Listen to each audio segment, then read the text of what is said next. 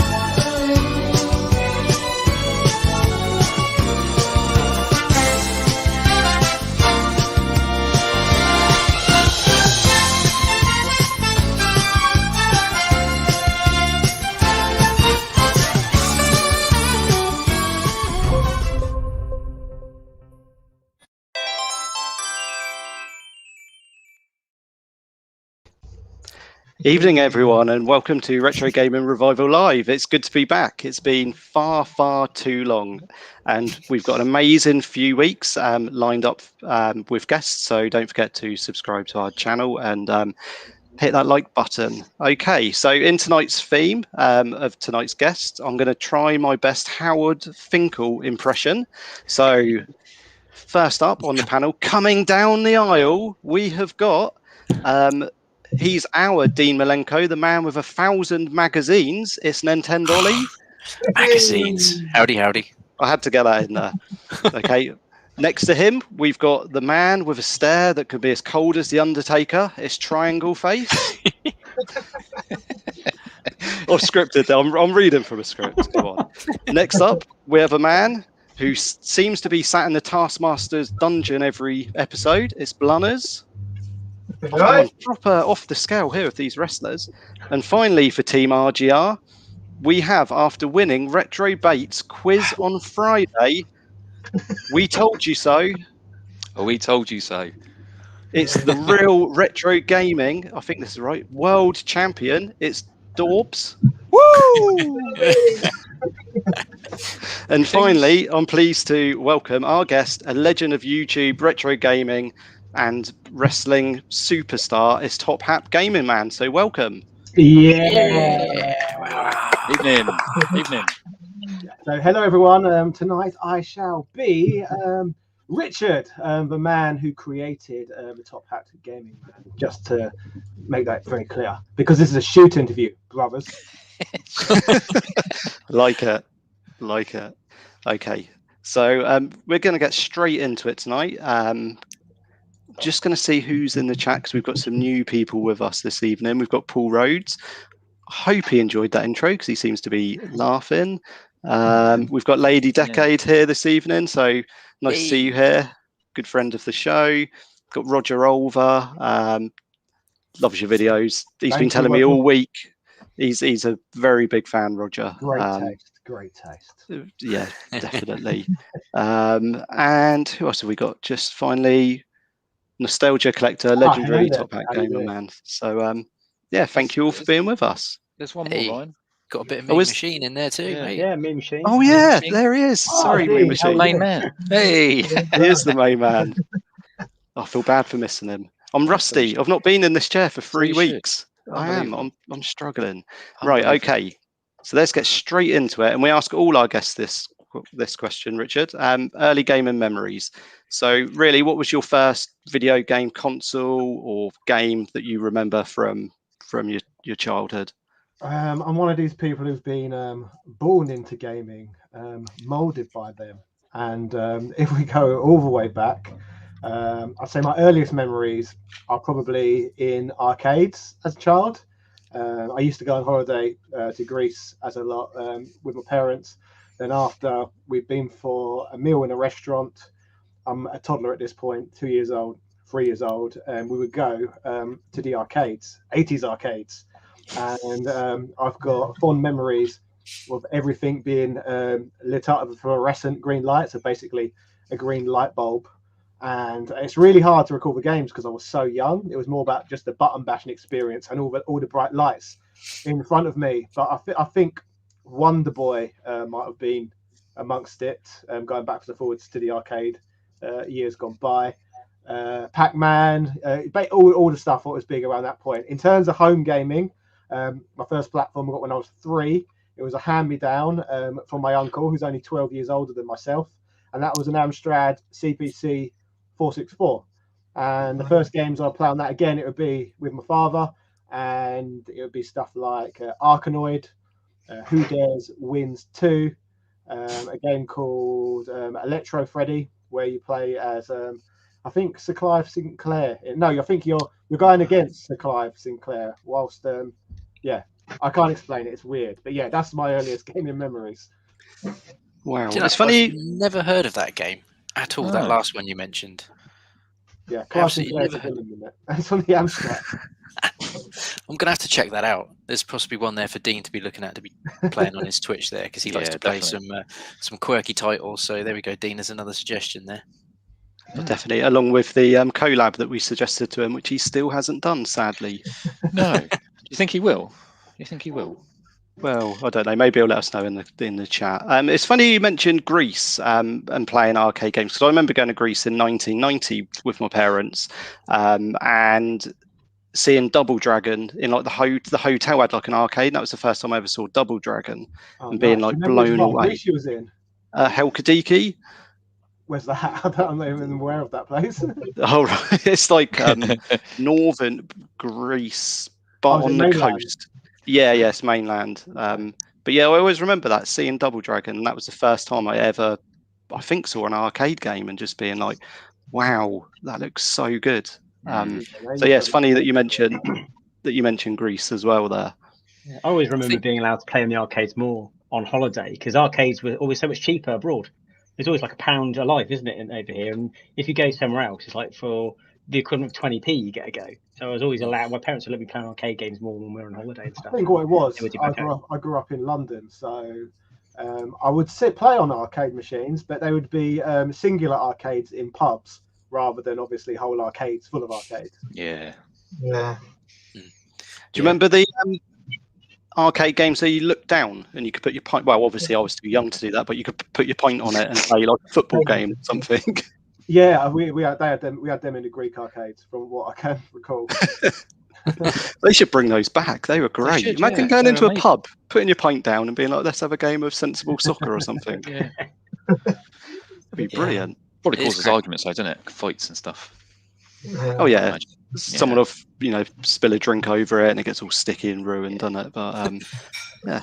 It still remembers that period of time in arcade gaming, though. I think for most of us on the panel, and probably people in the chat as well, I think if you were playing arcade games at a younger age, and then you'd go home and play the console port of said game, you were always so disappointed. And that was that point in time when the arcade was like, that was the ultimate experience. If you wanted to have a game, you'd go to the arcade, play it there, have your mind blown, and then you'd wait for it to come to home console and be bitterly disappointed, but pretend to not be, because you just knew it was the only way you were going to play Virtua Fighter 2 on the bloody Mega Drive. Then you sort of realise it was really bad and just desperately save up all your pennies to go back and play it in the arcade again. Yeah, well, but I think Double Dragon's a prime example of that. Look at the NES version of Double Dragon versus the arcade port that probably came out around the same time. First time I played Double Dragon was probably on the NES, so thankfully that is my first memory of it. The arcade port is infinitely better. It looks better and sounds better, but at least I have that nostalgic love for the old 8-bit one. See, I never really played arcade games. I just played fruit machines. I thought you played cigarette machines. You always win. You put money in, you always get something back. Always used to feel cheated. We were playing Wrestled first. That was my favourite arcade. Yeah, that was a classic. Amazing. Yeah. Used to feel cheated by the cigarette machine, though. Just totally going off tangent early doors. We got off on tangents pretty badly on this. But the cigarette machine always used to feel like cheating, because you'd put in the extra £2 over the price it would cost in the shops, and it still only had 17 cigs in the pack. Annoying. There's a moral to that story. Don't smoke. Yeah. Okay. So we've got a message here from Mean Machine Dean. My fave memory was finishing Simpsons arcade game with Top Hat Gamer Man. Indeed, Ah. that was fun. That game is probably my favourite arcade game. I would go as far as to say that it's probably my favourite arcade game. And when Ryan, when you got your Raspberry Pi and it was just like the Simpsons on it, yep, all right, ran a bit, that was it. Missioning Simpsons all the way through. It's such a great game. That's Absolutely love it. that's one of those games I remember exactly where I was the first time I played it, and thankfully I did get to experience it in its prime as well. I was on a day trip with my family to Margate, and I got to play it there, which was cool. And it just looks fantastic, didn't it, for its day? Yeah, it still looks cracking now. I'm so pleased that I know the one-up cabinets aren't everybody's cup of tea, but I am so pleased that they've done a Simpsons one, because I think that's the only way to really play that game truly and properly is with a bunch of people smashing the shit out of an arcade stick. It's a wonderful game. So yeah, I'm really surprised. Did it come to Xbox Live, Xbox 360 for a short period of time? Yeah, it did for a bit. Yeah, Yeah, it's on 360. I think it was on there. Yeah, I'm just so surprised that no one's ever just released it, properly released it, because it is I don't know, is it a cult game or is it a really popular game? I don't know. I love it. Someone makes it. It's an eye-bleeding game now. I know that. There's just so much going on the screen. It's just like my eyes can't handle it. It was ported quite terribly to Commodore 64 and DOS. What? I can imagine the C64 version of that not being quite as slick as the arcade. I think I might have that actually. I've got Space Mutants, I know that, but I think I might have it. I'll have to have a look. Space Mutants is horrible game. Yeah. Okay, nice case, though. Nice box. So with your gaming memories, which consoles followed after that then? Did you go to NES, Master System? Well, my uncle was older than me and a gamer before me. So after he had an Amstrad, he jumped straight to a Super Nintendo. And I used to sit in his bedroom watching him play it. And he would never ever let me have a go because it's not for children, it's for grown-ups. So he wouldn't let me have a go. So I'd watch him playing like Street Fighter 2 on it, and he just wouldn't let me have a go. And then one day I went around one of my friend's houses, and he had a Mega Drive with Sonic the Hedgehog, and I played this game, and I thought it was literally the best thing I'd ever seen. It was life-changing. I played at his house, and that's all I could think about. So I went home, and I asked my mum if I could have a Mega Drive for Christmas. And she said she'd think about it, but she needs to speak to my uncle first, because obviously he knows about gaming, whereas she doesn't. And straight away, he was like, why does he want a Mega Drive for? That's an old piece of crap. You want a Super Nintendo? It's the new technology. And that moment from there, despite the fact that he would never let me have a go on his Super Nintendo before, that night he lent me his Super Nintendo to have in my bedroom for several days. And again, I was just hooked straight away. I was playing Street Fighter 2 all evening, and I got all the way to Vega, what was called, and then Vega would just batter me time and time again. So that was the plan then, for me to get a Super Nintendo over Christmas, but to tide me over, so I had something to do in the meantime. There was a lady who lived on our street who used to sell second-hand goods. I think she might have been from a family of thieves, if I'm honest with you. The local thief sells us an NES, and I was quite disappointed, I have to say, after you've been to the Super Nintendo. What gave it away that it was stolen? Was it just unboxed? The cables are all ripped up. I'd say more the fact that she served a prison sentence before that. For theft. For stealing. For stealing a Nintendo. So I'm just going on assumptions here. But yeah, this NES, I didn't like it. I just didn't get the same enjoyment from it of what I got from a Super Nintendo. It's primitive in comparison, but apart from that as well, I didn't even like it in comparison to the Amstrad, because every time I was putting games in this NES, half the time I was just getting a white flicker. So it was a pain in the arse to do anything with. It just wasn't a very reliable piece of hardware. And I learned years later they just wasn't built very well. So it's no wonder I was disappointed with it. It's the weird one with an NES, because I know loads of people that have had issues with theirs. Yeah, I've still got mine from childhood, and it still works. I've never had to take it apart or anything like that, and it's often been the tubes and the TV that have been the problem. You have to like whack the top of the telly really hard to get the picture to come back sometimes. But yeah, I know loads of people that have issues. Well, even to today, like modern consoles, people have had issues with them. But there's a combination of three things. There's obviously the cartridges themselves getting dirty.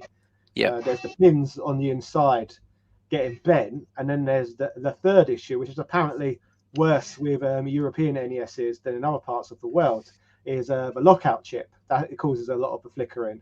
So that part where it's flickering white is where it's trying to read it, but it's accidentally region locking it, I think, something along those lines. But yeah, that's why it's all those issues.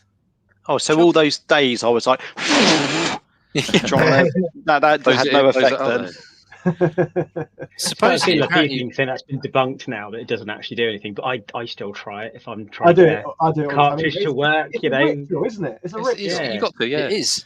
I think I saw. I'm sure I read years later that whilst it might have done something, it actually blew the dust further into the cartridge through the little gap. So got it off the pins, but quite possibly. I also felt like the controllers from that time.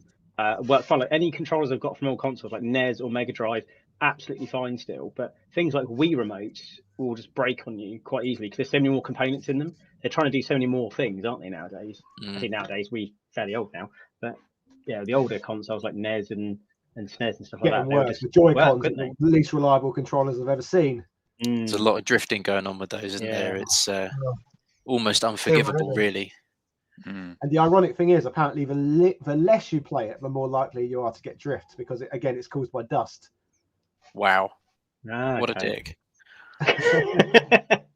I mean, I've recently, again, I've had the Switch since launch, but I've only recently invested in a Switch Pro controller. And I was just saying earlier, I don't know what took me so long to pick that up because it is great. It's infinitely better than the Joy-Cons. Like, I couldn't believe the difference in the response. See? Look at that. Mean Machine coming in with all of the great facts here. Fantastic. I never knew he was so clever, to be honest. So it's a surprise to me that he knew that. No, top man, Dean. What are you insinuating, Ryan? No, he's a top guy, Dean. He is a top guy. Yeah. Okay. So, question that we always ask guests: favorite game and favorite game system.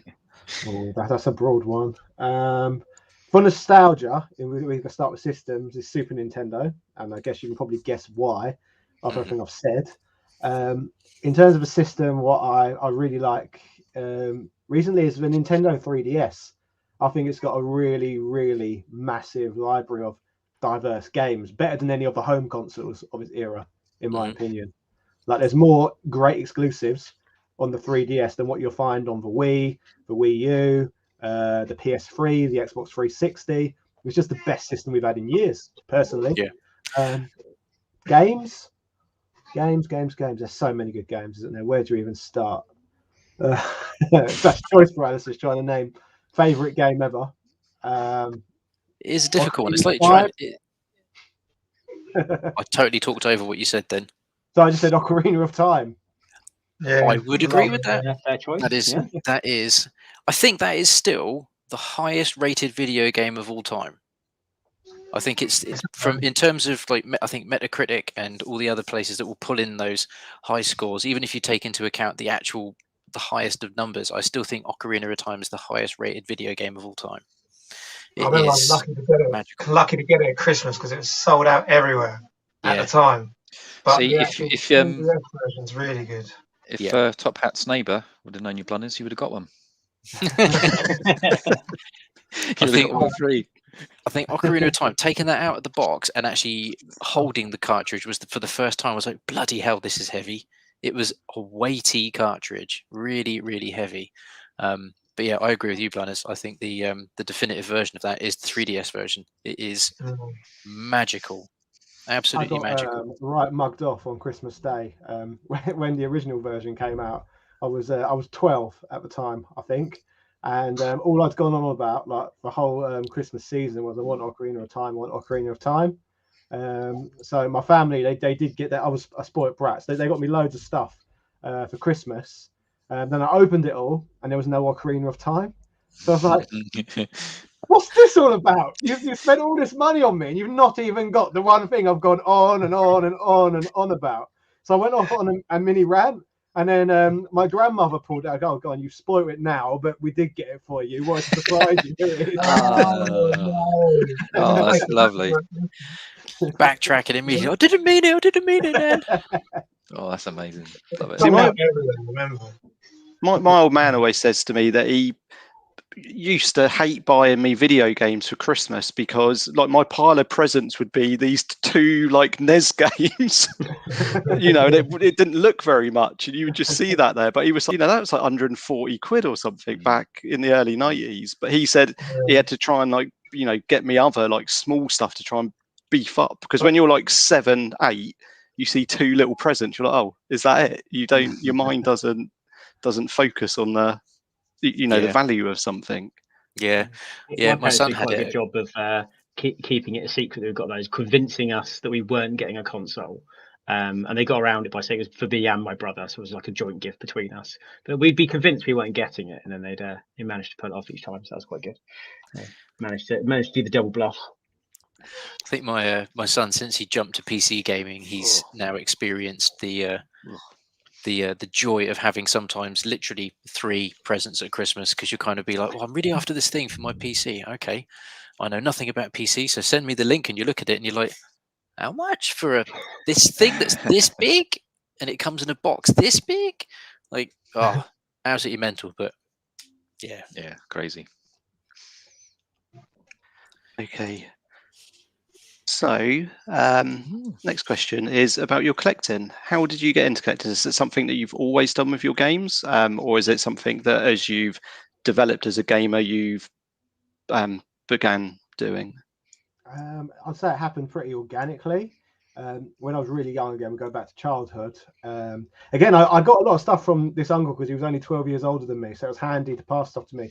One of the things he passed to me was his Star Wars collection from 1977. No way. So I had about 50 Star Wars figures, which he used to play with all the time. I played them a lot, but as I got a little bit older, maybe 8 or 9, they were just kind of in my room, didn't do anything with them. But then at 9 or 10 years old, I see them featured on the Antiques Roadshow, the kids' version of Antiques Roadshow. And they were basically saying, oh, these are going to be worth money in the future. They're already picking up steam, blah, blah, blah. So instantly, that got me interested. And I made the effort to see all of the Star Wars films, which I hadn't done so yet. And from then, I started going to the boot sale on weekends to continue to collect the ones he didn't pass on to me. So I started building up a Star Wars collection. Fast forward, we're moving away from the 90s into the early 2000s. Star Wars figures are practically dried up. We're in the middle of the new Star Wars trilogy. They've released the special edition films. Everyone's interested in Star Wars again. So you're not getting these figures just randomly at boosters anymore. But what I do notice is Master System games are pennies. Mega Drive games are pennies. Maybe we're talking about 50p to £1 each. The rule I had for myself, because I was only 16 in 2002, was I wasn't willing to pay more than £1 for an old game. If it was more than £1, I viewed it as a rip-off. So anyone trying to sell me a shitty old Mega Drive or Super Nintendo game for £2 in my brain was a con merchant. I'm not giving you £2 for a shitty old game. So I used to go to these boot sales weekly, and I used to come back with whole big sacks of Mega Drive, Master System, NES, Super Nintendo, and I was the only person who was interested in these old games. Everyone else used to think I was mad. Why do you want this old shit, Richard? Is what people used to say to me at the time. So that's how I basically started amassing a big collection. I was just one of the first on the bandwagon. That makes any sense. It wasn't a bandwagon at the time. No, it's mad, isn't it? Because I have vivid memories of going to boot sales as a kid, or sort of like, I guess in my mid and late teens and stuff, and seeing just the amount of games, the amount of stuff. And even until, I don't know, maybe even 10 years ago, I think one of my mates sent me a picture from, like, you know, the memories thing on Facebook, and it was Yoshi's Island, Super Nintendo box, and he paid £1 for it at the Bursledon boot sale down the road. And you're like, Christ, you're lucky if you see a Super Nintendo game at a boot sale now, let alone a decent one for £1. It's just absolutely people get there early, don't they? They're queuing up to They get in. do. They do. They've got the people that as soon as you put in, they get the torch out, shining it in the back of your car. And as soon as you open that door, it's like, have you Well, got you're any used to gold? that, Have you got Ollie, any aren't you? games? You're What's used that? to Shocking behaviour. Shocking behaviour. That's a long But yeah, story. yeah, unbelievable. Can't believe it now. But I I think can't I went to remember a what it boot. was, but someone told me the boot sale people these days, the people who do it professionally, they go from stall to stall, and the question they ask, have you got any gold or video games? Yeah, exactly Yeah. that. Yeah. Exactly that. Yeah. It's just one of them things. There was a guy selling some Super Nintendo games at a boot sale a couple of weeks ago, and it was actually like a reasonable price for some of the games. One of which I was like, oh, I think it was Roadrunner on the Super Nintendo, which I didn't own and quite fancied having a bash at. And I think he was like, oh, 20 quid. Like, oh, all right, well, I'll give it some thought and have a wander around, sort of walk past him again towards the end.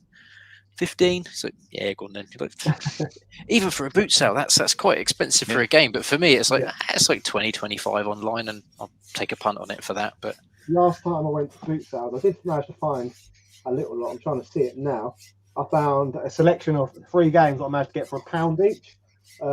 Slayer for the 3DO, Space Hulk for the 3DO, and what is that? I'm trying to see. I can't remember what it's called. I can't see it. I've got an Amiga CD 32 game as well. Microcosm. Yes. John Barnes. Which one was it? Microcosm. Microcosm for £1. Yeah, I've got 2 copies of that for some reason. Don't know why. I've ended up with 2 copies for some reason. I just really like it. He really likes John Barnes' European soccer on the Amiga CD. European football. Sorry, America. Yeah, it's very good. If you can pick up a copy, they are quite expensive now. The only football game that involves trigonometry to get a penalty taken. Yeah, it does. Yeah, you need your protractors and compasses and all sorts to take a free kick. But it's a brilliant game, really good. And it's endorsed by John Barnes, so you know. Oh yeah, that legend. Take from that as you will. Isn't he? I think that's what he's mainly known for, isn't it? So I remember when I first started watching England, he was getting booed by the England fans because he was like a good club player but rubbish for England. That's how I remember John Barnes anyway. And obviously, Dorbs, you brought him all back to our attention with his Amiga CD 32 game. Yeah, greatest football game ever. He scored a wonder goal against Brazil once, didn't he? He did. Yeah. Everyone. Yeah, that's right. And then that was it. Nothing since. He did nothing. We had on this channel just before Euro 2020 the top 8 football games of all time, and that we whittled it down to number 1. And because of Dorbs, we had to include John Barnes' European Soccer in that top 8. But did you include Chris Kamara Street Soccer? We did. Yeah. That was in that. It was. Sadly to say, it was eliminated early on with John Barnes' European Soccer. Disgraceful decision. I can't even remember what won, but I think I only voted for it because it's probably one of the only football games I'd played at that time. Well, what do you think? What do you think is the greatest one then, Rich? What do you think? Greatest football game? Again, I pretty much stopped playing them around 2004 because that's when I know it's all the same. Yeah, we done pre 2001, didn't we? Was our thing. Yeah. So one I had most fun with was ISS 64, I'd say. Ooh, that's a good choice. Yeah, got to be commentary as well. Yeah, our winner was Road to World Cup '98. That's the one that won. Rubbish. Yeah, Dawes weren't happy about that, but democracy prevails. No, I respect democracy. But should have been sensible World of Soccer. You know. Yeah, but once you play once, Nintendo World Cup as well. That's a good one. Is that the one with the overhead kicks that the ball just like turns into a balloon or goes super fast and things? That's Nintendo World Cup, isn't it? It's a Kunio-kun game basically with footballers in. Yeah, it's a good game, but it just gets ridiculously hard. Like Cameroon are easy in that first match, and then I think it's Japan easy, and then it just gets really, really difficult. But no, they're good choices. See, Dorbs, if we didn't have to have that John Barnes game, we could have included a couple of decent games in there. Excuse me, what? I think you picked that and Chris Kamara. So, yeah. No, Chris Kamara, I think that was your pick. I think it was, yeah. He's actually, obviously Chris Kamara, Pompey legend. So. Yeah. I did have a funny story about him, but I didn't tell it, did I? Says it all when I don't Pompey think I will. legends are Chris Kamara, don't you know? Yeah. Matt Letizia, Southampton legend, and you've got Chris Kamara. Wasted his Like, career, mate. He should have right. moved on from Southampton. Anyway, let's move on. We've moved on. Okay, so I guess in the theme of collecting, what's your favourite system to collect for? Oh, I'm not at the moment. I'm not really actively collecting. I stopped actively looking for stuff around 2018, so about 3 years ago. And the reason for that is when I noticed that the prices were getting really, really ridiculous. And when I was going on Facebook buying and selling groups, the people who was into it had changed from the people who was looking for games before, and their motives had changed as well. Suddenly, there was a lot of people looking for games who were coming in because they had gambling addictions and stuff like that. So they was looking for new ways to channel their like addictive mindsets. And rather than looking for great games to add to their collection to play, they were mainly looking for complete sets. And apart from looking for complete sets, they were only interested in buying games what came with the box and the instructions, but the box had to be the best possible condition with no creases, no tears. And for me, that's when I thought, I don't really think I fit into this hobby anymore. The people who are looking for stuff aren't motivated for the same reasons I am. I got into this because it was a cheap, easy hobby where you could get a lot of stuff with very little money, where the people who are about now, they're doing it for the complete reverse motives of why I'm into it. So I'm not actively collecting, but I find myself purchasing a lot of Switch games at the moment purely because they seem to be releasing so many that interest me. But I had a little count the other day of how many I've got so far. And bearing in mind it's current gen, it's quite a lot for me. I've got about 75 Switch games so far. So yeah, so Switch, if I have to give an exact answer. Yeah. I completely agree with you on that point, though. There's so many people that are into the hobby, and it's a double-edged sword for me, really, because the other thing that I collect outside of video games, I collect movies, as you can see there, and I collect comic books, as you can see there.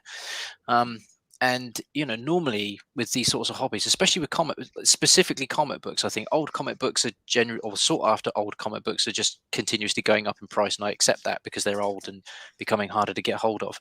But there are still like a plethora of old comics that they keep calling them magazines. I get ripped for this, unfortunately, but I am going somewhere with it, so you're gonna have to let me run with it. But yeah, at least you can still collect a bunch of old, really great stories for comic books that will still cost 50p and a quid, because they are not the stories that everybody is after. With Spider-Man, it's not like your first Venoms, your first Carnages, and all that kind of stuff. Whereas with video games, it seems to be the exact opposite. It just seems to be anything that is old and boxed is now expensive. It doesn't matter whether it's a good game, a bad game, a mass-produced game, or the rarest game you've ever seen in your life. It is just an expensive hobby now. It's like we were saying earlier, though, these sellers are treating it, they're treating video games as an alternative to gold, as an alternative currency. Yeah, and that's causing the issues. Yeah, and it's just going to drive the cost of the hobby to a point where it's going to be the only people that have got a lot of money or a lot of a spare disposable outgoing can actually afford to kind of keep it and enjoy it. And it's just going to force more and more people into the emulation and pirate route, which of course nobody really wants to do. But if that's the only way to play certain games, then that's how it's going to go. I know a lot of people have over the last year or so predicted the retro bubble bursting, and there are times when I'll look at prices on eBay for certain things that I look out for and think, well, maybe now it's going to happen. Like I've said on the streams before that it's an okay game, but I've got a lot of love for its Hook on the Super Nintendo, and my dreams of ever owning that again from childhood are just non-existent. But I managed to pick up an NTSC cartridge on eBay for £14 the other day, and I thought, well, I'm more than willing to pay that for it. It's not the 50 quid cart only version that I'm not willing to pay for. But I completely agree with you. There's a lot of people into this hobby now that are not into it because they actually want to play video games or pick up games that they weren't able to have as a child, because as a kid you'd get a game for Christmas, maybe a game for your birthday, and that was your luck. You had 2 games a year and you'd have to trade with your mates. But yeah, it's more and more people are just buying everything, which drives the price of everything up. And it's a real strange time to be a retro game collector. No, it is. It really is. Rich, do you think the bubble will burst, or do you think it's just going to go up and up and up and up? Because surely it's got to hit a ceiling. It can't just keep going up. Well, we know for sure there will be a time it will, if it hasn't burst by that point already, it will 100% burst when we will start dying. It's as simple as that. Once we're dead, there'll be no market for any of it. So if we think our children are going to profit by us passing this on to them, that's not going to happen, because generations younger than us, they're not going to have the same nostalgia for it, I don't believe. So they're not going to necessarily want it. No, that is possibly the most accurate thing I think about gaming, certainly the future of gaming. Like, my son has zero nostalgia for physical media, because his nostalgia is Steam. That is his nostalgia for gaming, his Steam account. You know, I don't think he's bought physical media in terms of games, music, anything for years. And you know, his approach is, well, I can pay, you know, £2 for it on Steam. Why would I go and pay 20 quid for it in the store? Like, I just want to play the game. And that is a absolutely perfectly healthy mindset to have, you know, over me, who would rather pay 50 quid for Firewatch to get it on disc rather than just pay, you know, a tenner for it on the PS store, because I like the physical. I still like that experience, because that was my, like you say, it's that nostalgic experience that we have for that era of gaming. Yeah. So yeah, I think you are absolutely on the money with that. A lot of things are moving towards subscription services now as well, aren't they? So you're looking at, like, you know, Game Pass and you know, the PlayStation Plus and all those sorts of ones, and it's a cost-effective way of getting access to loads of games. So I think, like, you know, younger generation are going to be getting that, aren't they? Really, rather than collecting physical games. That also is a really, like, a really great thing, and it is great. I think Alana Pierce did a video on it a long time back to really promote Game Pass, because if you think back to, again, when we were kids, you might get 1-2 games a year, like I said, and that could cost upward of maybe, you know, £120. And if you think Game Pass is £10 a month, so for, you know, thinking of people that maybe aren't fortunate enough to be able to purchase things like that regularly, if that family can find £10 a month, and your kids can have Game Pass and they can play all these incredible games day one, it's a great deal. It really is a good deal for gamers. If you want to play a lot of games day one for relatively no money, it's great. There's just so many options out there now. It's great. Definitely. Rich, what's your thoughts on the Evercade then, trying to bring you know, collectible games back? What's your thoughts on that? I'm all for physical media. I'm a big fan of physical media, on the basis that I've just started covering a lot of games on the channel what are delisted. For example, I've done 2 Double Dragon games which you can no longer get, because one was digital only on the South American exclusive Zebo device, and there is another I've covered recently which was only available on iOS, delisted. Again, I'm doing a video this week covering, they made a sequel to WrestleFest that ended up being cancelled on the Xbox 360, PlayStation 3 and Steam, but again, it made it over to iOS, but it was only there for a limited time. Even if you type in WWE WrestleFest on YouTube, you're not going to get many results with regards to footage, because it's been delisted. Where if there had been a physical version of any of these games I've just mentioned, we would have been able to go back and play them. So the device like the Evercade, that is seeing releases. I've got Tanglewood, for example, on a physical cartridge on my Evercade. It's serving a purpose. So I guess that is my opinion on the Evercade. Great little device, and it's making games physical. No. It's funny you mentioned that WrestleFest game on iOS, because I had that and I totally forgot that even existed. It even had downloadable content. By any chance? Pardon? You still got it by any chance? No, it's probably worth. It would have been worth a fortune now if I'd still sold it down the car boots. Yeah, but that was good. I totally forgot of that existence, but now you've just reminded That's me. the problem, isn't it? Without physical media, there is games being lost very, very quickly. Yeah, totally. I think the Tanglewood cartridge that you mentioned with Xenocrisis, that was one of the main reasons I ended up picking up an Evercade, because again, I like to have the physical game. I know I can get Xenocrisis on, you know, the PlayStation Store if I really want to, but where I can, I want that physical cartridge or disc or whatever it is. So to be able to have a version of Xenocrisis for £14 I mean, that is the cheapest way to pick up and play Xenocrisis, and it plays just as good on the Evercade as it does on your PlayStation or your Vita. It's great, and it's one of those systems that I wasn't totally sold on when it came out. Just there was a few little niggly bits here and there that I wasn't totally sold on. Same, actually, and then once they'd sort of refined it a little bit and kind of just made the system that little bit more what I guess it should be, for the value for money on that system, it's really good. And I do play mine regularly actually now that I've got it. It's very cool. And like you say, keeping things physical. I'm all for that. Yeah. And they've got the VS. Right. Go on. Oh, no, I was just going to say they've got the VS coming out as well. I don't know if they've sent you one, Rich, to review. No, I've not been sent anything. Oh, they're not. It'd be lovely though, wouldn't it? Yeah, well, if you're watching Blaze, if you're free next Thursday, you may want to tune into this channel. Oh, nice. You might be able to win one. Yeah. Might be able to win one too. Yeah. You can't go for it. Yeah, you can't enter. You're always looking to enter the contest. I should be able to enter.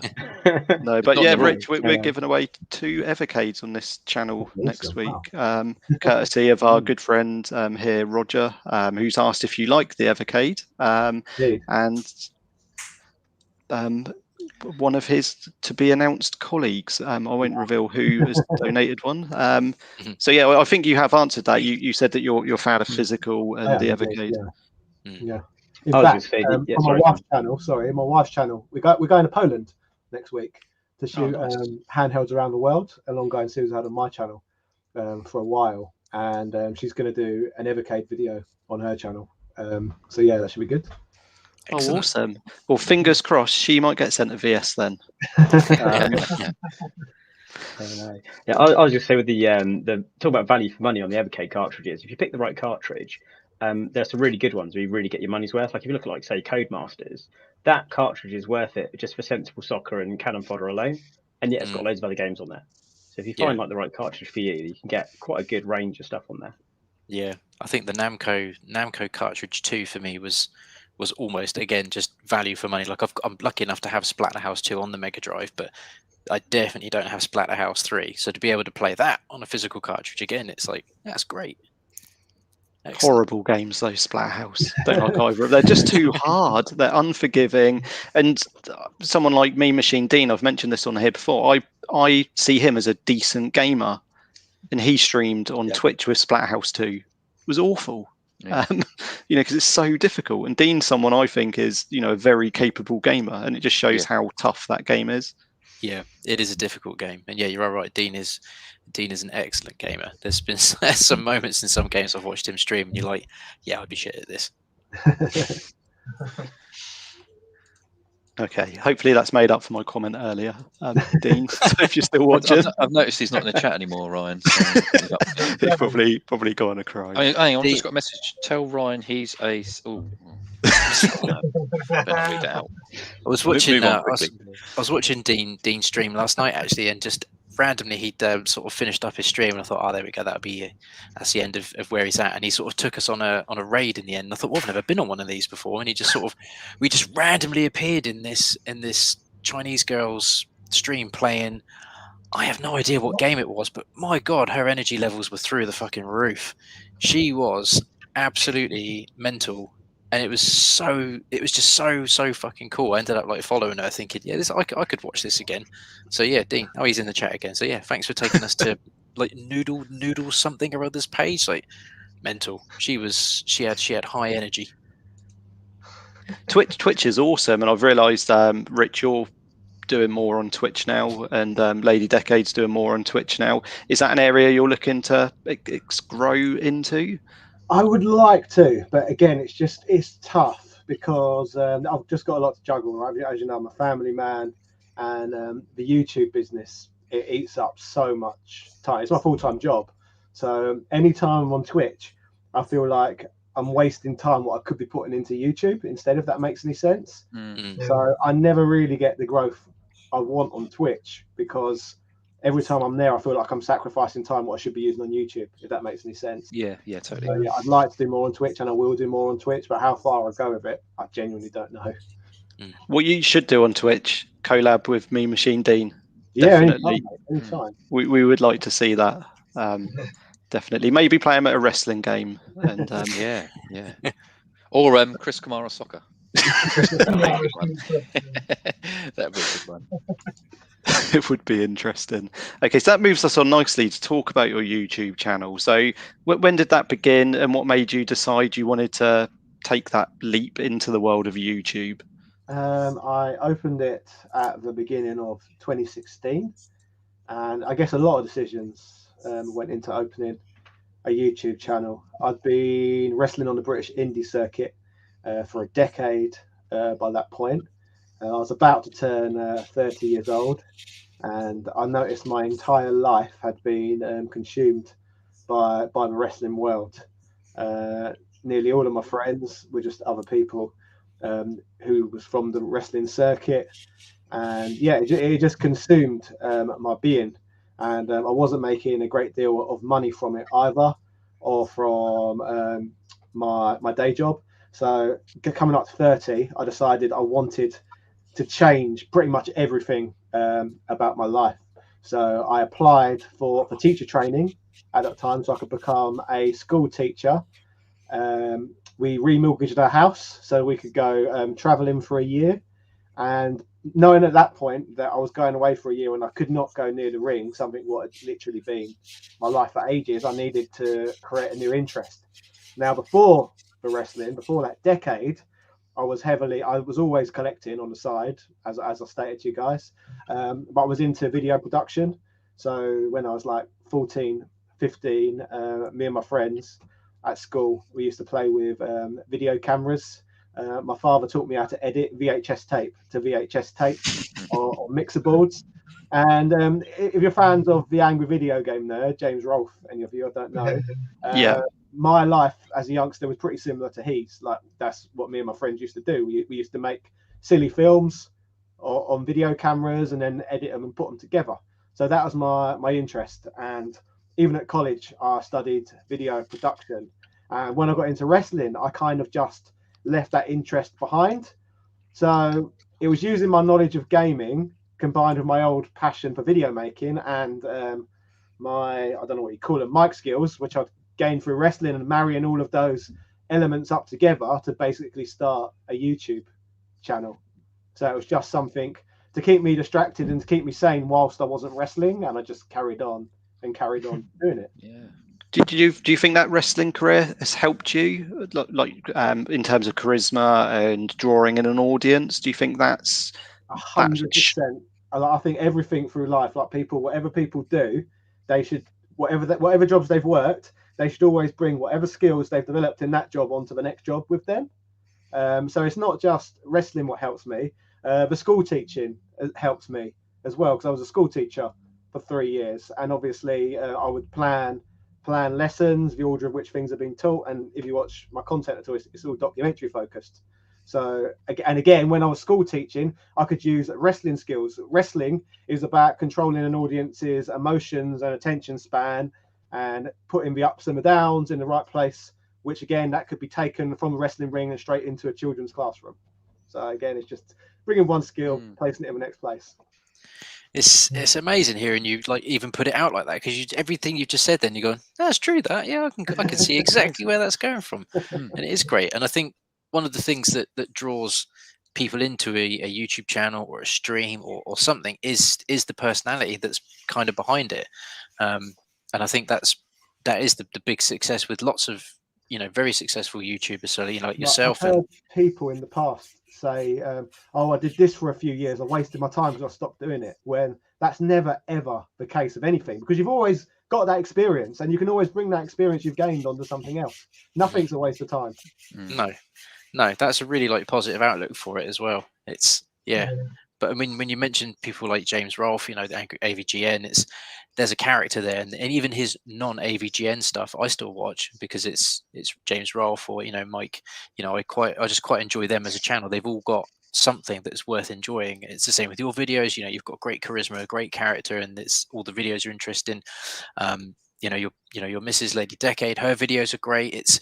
But all the great people that put out very good content do have that great personality that goes along with it. It's very good. Thanks. A lot of YouTubers have a lot of people who've got like 100k plus subscribers. Like if you look into their backgrounds, they've often got things they were doing before YouTube what would have really helped them get to that place. Like Daniel from Slope's Game Room, he was a DJ. He was on some reality TV shows before that as well, around the same time as that.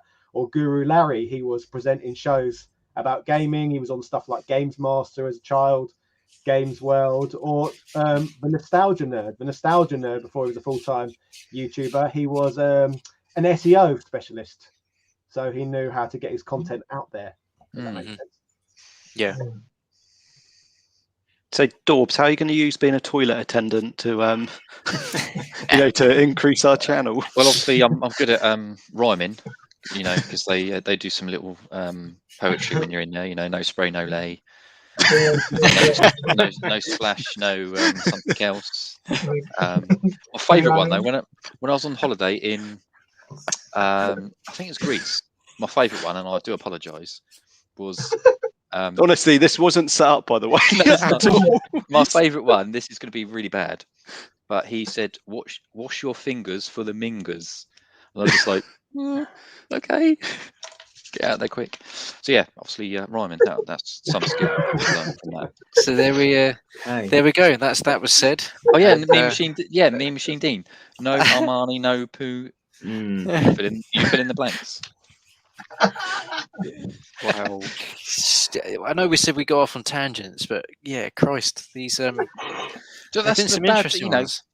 That's the obviously COVID's been horrendous, but not going out and seeing toilet attendants is quite sad because they they are. I always give them money when I'm out and about, but they are. You're that guy, aren't you? That you'd go into the loo and you'd be like, if you're out with a bunch of mates, like this would have been fucking wild, years ago. You're that guy, aren't you? You'd be out with people and you'd be like, where's Dorbs gone? You've lost Dorbs. You've lost him. All right, I'm going to go to the loo, and you'd be in there. You'd walk through the door, and you'd be sort of sat on the side of the thing, like chatting to the guy like that. And you'd be like, what are you doing? You'd be like, what's the next? I'm just having a chat with Barry. Having a chat with Barry. Could you just give me a squirt of Armani mush? Like, oh God. True story. Jumping Jacks in Southampton. This was the days before smartphones. I got him to record me a new ringtone on my phone. I don't know if you remember that, Blunners. Like saying freshen up for the.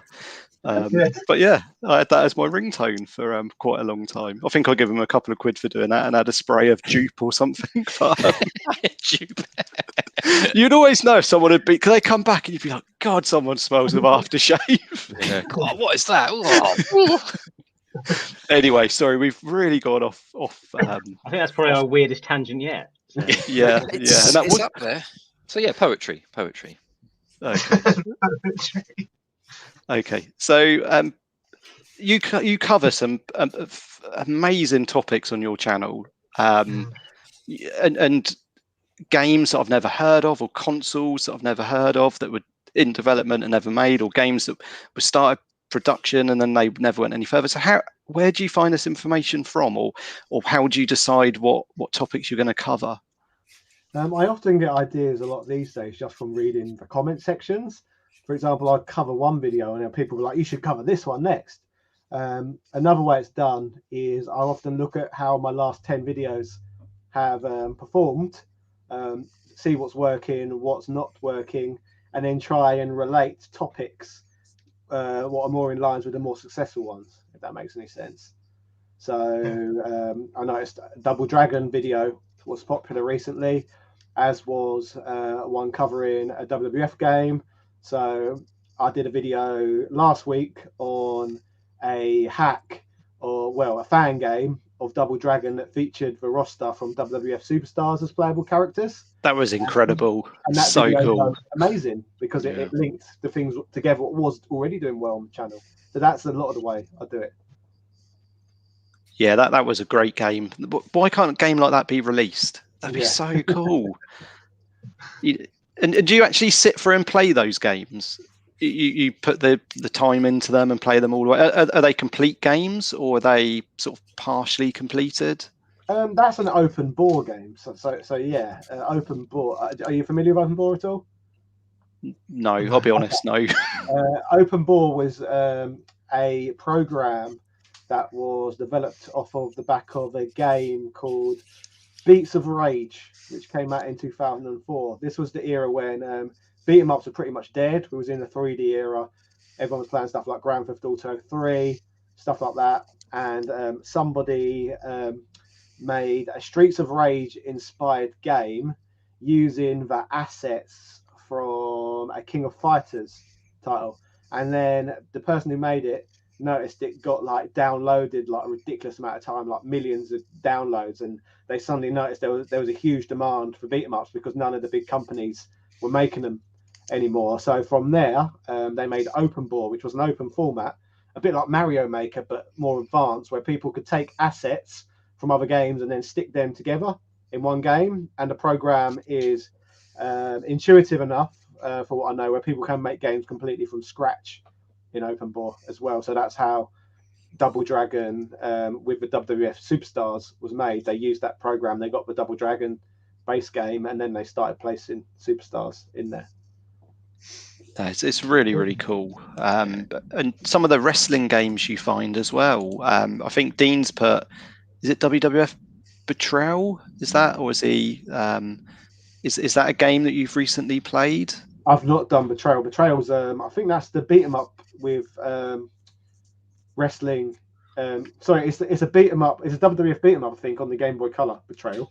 Oh yeah, no, it is. It is. I've not covered it before though. Yeah, no, it's not a good game. Don't cover that. Terrible. The remakes or like the updated versions of No Mercy. Yeah, that's what I'm thinking of. They just look amazing because they're fan mods. So yeah, they're very cool. I think very cool. Yeah.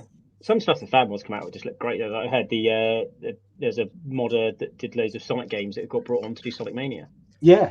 You can tell like they weren't making very good Sonic games. Okay, let's go to the modding community and actually get someone who knows how to make a Sonic game. But did give us that. And what would be your favourite wrestling game? No Mercy. That's hence why I've made so many videos on mods and stuff on that one. Yeah, No Mercy. Yeah. It is incredible.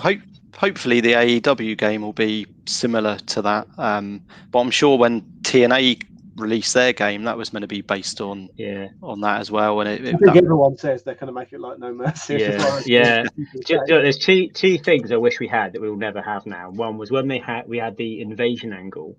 We obviously had a very watered down version of WCW. You never really got the proper WWF versus WCW that we really wanted. I just think a WWF versus WCW game would have been fantastic. We just never really got an invasion game, and we're never going to get a good TNA game. Because like the TNA game that came out, I don't think I played it a lot. I think I had it on the PlayStation 2 because I think it was just around when new things were coming out. I had a PlayStation 2 version. It just wasn't very good. And TNA that was what, 15 to 20 years ago, I think. It was around that era when like Kurt Angle first came into it and they had the 6-sided ring still. And it was that when 2008, I think. Yeah, that was when TNA was really at its peak and it was putting out some really good content. And I had high hopes for that game, and I was really disappointed by it. And I don't think we're ever going to get a good TNA game now. Maybe someone from the modding community will give us one. Yeah, well, Impact Wrestling certainly won't make a game because they're not what TNA used to be, are they? No. But fingers crossed, AEW, that game will be good. I don't know, Rich. I asked you on Twitch the other day about the AEW game. Do you know anything about it, or only just? I know that it's to be developed by Ukes, obviously the same Ukes who gave us the SmackDown series on the PlayStation back in the day. Apart from that, I don't know a lot about it. Like I know at one point there was rumours that it was going to be developed with the project lead from No Mercy in charge of it, and apparently that's not actually happening now. So God knows how it's going to turn out. Not a clue. No, well, there's no wrestling games out this year, is there? Because WWE's game's coming out just before WrestleMania next year, I think. AEW, there's no date for when that's coming out. So basically, you've got Retromania this year. If you've played that at all? Yeah. I don't know. I couldn't really get into it. I don't know what your thoughts on that were. Oh yeah, I'll leave it there. Yeah, brilliant idea. Roster. What they could have got better. Anyway, I'm not going to say anymore because I don't want to discredit anyone's wrestling career.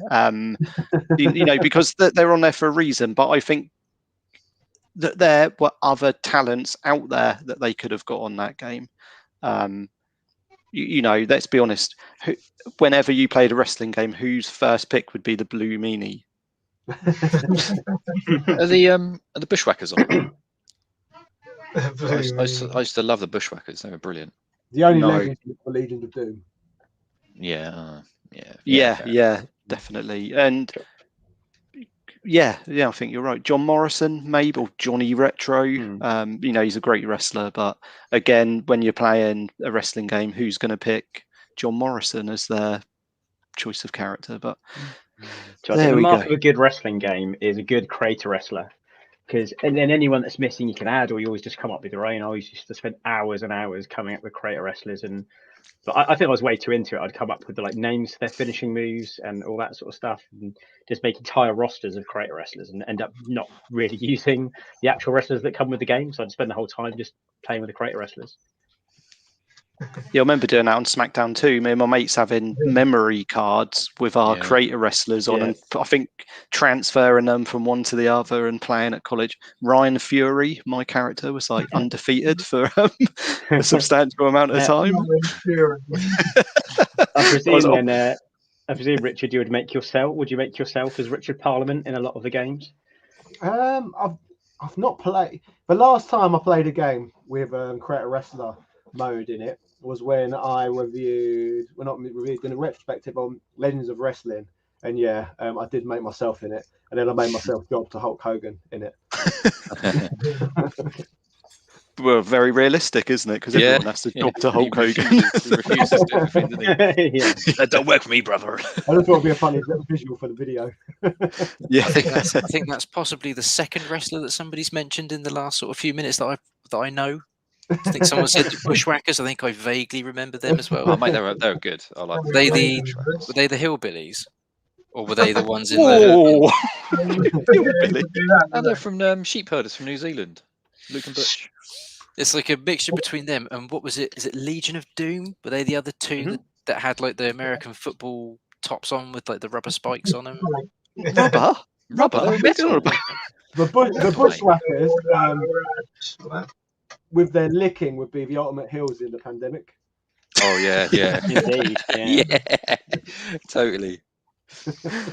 Okay, so this meet leads us on nicely, actually, into your pro wrestling career. When did that start? What made you decide you wanted to become a pro wrestler? Okay, I was at a show. I went to watch a show in Clacton on Sea in 2001, and they had Jake the Snake Roberts in the main event, a very old, battered Jake the Snake Roberts. In probably his worst state, obviously.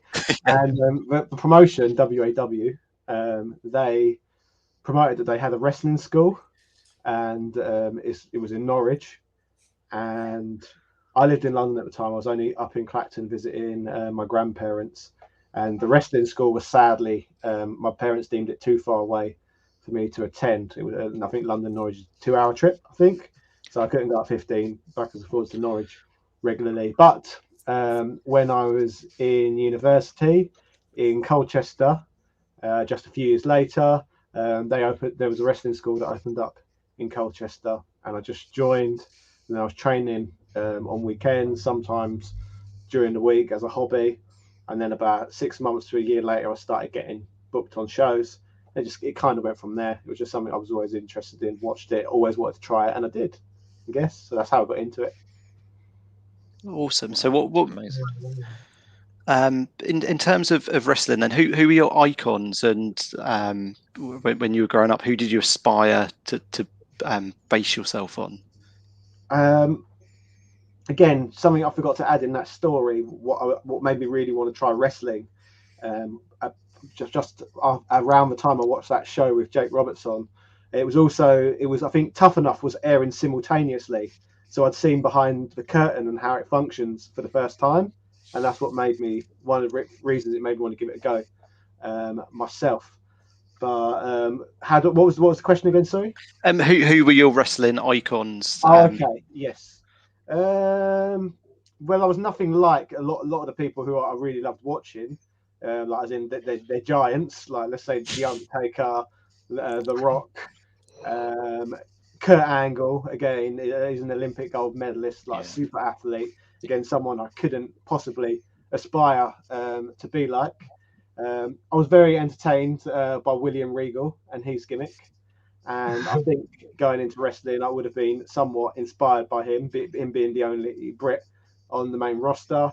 And also, character-wise, I feel, because I started training in 2006, I feel like I took a fair amount of influence from JBL, because JBL always reminded me of George W. Bush. And I just thought that's such a good villain character. No one likes George W. Bush. So I thought, who in this country is a lot like George W. Bush, who everyone hates? Obviously, our own leader, Tony Blair. So I guess my biggest wrestling inspiration was Tony Blair. That's who I tried to copy all the mannerisms of and be as much as possible. So yeah, I was mainly inspired by Tony Blair. What was your finisher? What was your finisher? My finisher, because I was active. I started getting a lot of bookings around 2007, 2008. It was the Credit Crunch. No, Oh, very cool. I like it. Nice. Genius. That is genius. That is. My catchphrase was education, education, education.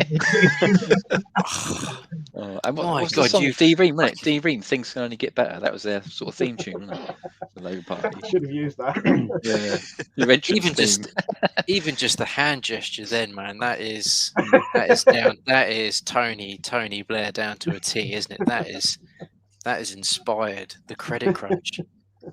I love that. That sounds like the kind of thing I would have made on a Creator Wrestler, to be honest. So good. I got those names. That is absolutely very awesome. Cool. Okay, so do you have a favourite wrestling event, a show that really drew you into wrestling when you were younger? I never actually really got into wrestling until the Attitude Era. Okay. WWE managed to pull in audiences in two waves. They pretty much managed to generate a load of fans in the Golden Era. So a lot of my friends grew up watching it since they was very, very young. I personally got invested in it as a teenager, like during the era where it was associated with Jerry Springer and South Park. Like prior to that, I wasn't that interested in wrestling, but my friends were watching it, and my brother was watching it, and my brother would have it on. It would be on in the background whilst I was doing other things, and slowly the ridiculousness of it all just grabbed my attention, and I ended up just watching myself all the time.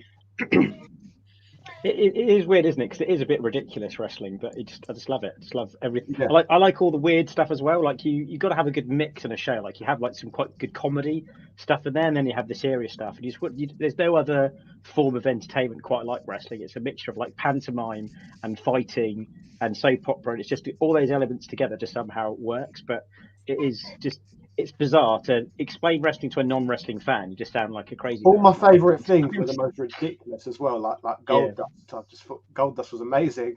Oh, it's a shame. It's a shame Akil's not here. He would have loved that. Yeah. Out of interest, because I mean, wrestling is very far from anything I've kind of ever really been in. There's some wrestling games that I get a kick out of, and some mates would watch the big main events, which I might have seen at some point, but. Like my huge introduction to wrestling, believe it or not, was the show on Netflix Glow, and everything that went around that. And I don't know, did you get to see that as a TV show? Did you enjoy that? I really enjoyed Glow. Yeah, I thought it was hilarious. It's so good, and it was the moment in that, because I mean, growing up, you all know what wrestling is, you know how it kind of works, and even you don't have to. Of course you don't, mate. Jesus. But there's a moment in one of the episodes on Glow where they're trying to get, oh my god, the woman that plays Liberty Bell, they're trying to get her to be the character, but she doesn't quite get it, so they take her to see live wrestling, and it's as they're doing all their sort of pre-ramble and they're shouting, and all of a sudden she's like, oh my god, it's a soap opera, like I get it, and that's it. From then on, she's like totally sold on the idea, and it's I don't know, maybe I should give it a go. Maybe there's something I need to dive in on and see how it runs. You definitely do, because the four of us, Triangle Face, Daubs and Blunners, we've been to see Kapow Wrestling in Southampton. I don't know if if that's ever come on your radar before. Yeah, I know the people involved with that. Yeah, because it's so good. Yeah, Simon Miller's the champion, I think, at the moment. That's my last match against. Yeah. I watched the Battle of the YouTubers match he had with him. Yeah, good match. But I I did like the the, commentator. The commentator was did not speak fondly of gamers. So obviously there's a bit of heel commentator on there. That was another wrestler, one of which hasn't got any experience doing commentary. But I suggested to the promoter my next match to have it against him, because I'm sure the whole audience, the whole comment section, seemed to be perturbed by him. So I feel like, I mean, obviously that was the point, wasn't it? He was trying to get heat, and it well, worked. it wasn't. Like I said, but he has created a story, because I'm going to wrestle him next time. Yeah. I just liked it. It's like, it's like, I didn't play computer games. I'm not a nerd, and things like that. It's like, you got to love the classic heel moves there. I love the Bombay Bad Boys. I thought they were amazing. Yeah. They're so funny. They're so good. Yeah, I think another good bit of media to watch to see behind the scenes of wrestling was the film The Wrestler with was it Mickey Rourke? Mickey Rourke, that's really good, actually, because it shows like him as a broken man, like after he's left wrestling and he's not making the money, and you see him with like in these arenas with huge crowds of people cheering him, and like all those actual wrestling fans and how they react to the wrestlers. And then it shows him like working in the supermarket, and he's got this like boss that's like horrible to him and stuff, and then he kind of goes back into the wrestling world, and it's a really good story. I think that was another reason as well why sorry to cut you off, that's right, another reason why I went over to YouTube as well, because I was scared of becoming that character. It is. You see some of your heroes that do kind of end up wrestling in really small venues, and they used to fill out big arenas, and now they're still going after they've had like a replacement hip and things like that. It is sad to see sometimes. I heard Chris Jericho say during lockdown he with obviously AEW had a small audience, and on Stone Cold podcast I think he said something like, I would love to go back to those bingo halls with like 50 people that I could perform in front of, because at the moment it's just soulless because there's hardly anyone. So I think as a wrestler, if you're performing and there's a crowd there and you're getting a reaction, I think that buzz will still be there. And I think there's only that's part of the problem, isn't it? People carry on doing it when they probably shouldn't, because they get injuries and they just can't give it up, because it is such a thrill to perform in front of a crowd, and they love it so much that they just carry on going longer than they should do. Well, I don't know if you're on Facebook, Richard, but if you are, you need to follow Marty Jannetty. Okay. Oh my God, some of the stuff he puts on there, just ridiculous. I think Ryan, you know what I'm on about. Yeah, he put something the other day, didn't he? It was just some like weird thing. He's got like 12 girlfriends, and just so honestly, I don't know if he's, well, I don't know what he's up to nowadays, but it's some of his posts you think, what are you on, mate? Because he's one of my favourites. I love the Rockers growing up. Obviously he's gone his own way, but he's off his rocker. He is. He's honestly, it's just you read it, it's like, what the hell? What's going on here? It's very, very strange. Something else, I guess, wrestling wise, like my missus was quite into that Total Divas program, where it was sort of showing you like the lives, albeit probably very exaggerated lives of the female wrestlers and their transition from divas to WWE superstars. And I really enjoyed the movie with Florence Pugh and Lena Headey fighting with my family, which I think was that was about Paige, wasn't it? Yeah. And that as a movie, I thought, well, this is fantastic. It's like, it's really good. It's a British movie about a British wrestler, and it's just Tim saying about the wrestler, it just kind of made me think, there's some really good stories about these wrestlers. That whole movie was just the most surreal thing ever for me, because I know all of that family, the real family. Oh, really? In real life, and I've wrestled Zach, who was one of the characters in it, like the real person, like a ridiculous amount of times. I've even had a cage match with Zach and that. So it was so weird to see a Hollywood film about just people from real life, if that makes sense. But I think it really did well. I think as a movie itself, it was quite well regarded. As a viewing experience for someone who's a non-wrestling fan like me, I got an immense amount of enjoyment out of it. It's a great one. So I mean, like you said, that's got to be totally surreal for you to feel like, I know this lot. This is weird. Where's Nick Frost playing somebody that I know?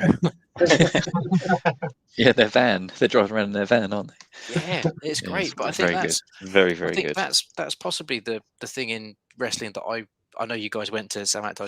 I just couldn't didn't end up making it. But I think that's the kind of era of, or the part of wrestling that I'd probably get a real kick out of. It sort of feels a bit more punk rock, It's sort of closer nets things and a little bit smaller, a little bit more fun. But yeah, interesting. If you want to watch a good wrestling film, Ollie, I'll recommend one to you. Got David Arquette in it, called Beyond the Mat.